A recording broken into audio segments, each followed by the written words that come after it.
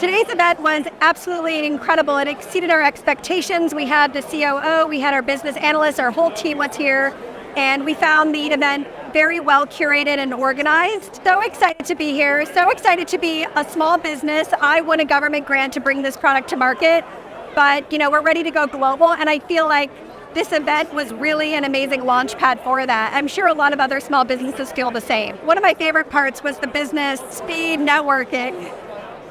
It was just a really great way to meet a lot of people in a small period of time. People are smiling, really happy, they're engaged. Everyone has like a cool takeaway bag. We went from table to table. We talked to the vendors. We took their cards. We connected with them. A lot of times what happens is you spend a lot of money coming to these events. A lot of time is spent. And then you sort of lose touch with the networks you've made. But the QR code made it really, really efficient. So we're really looking forward to building future connections and staying in touch with the people from this event.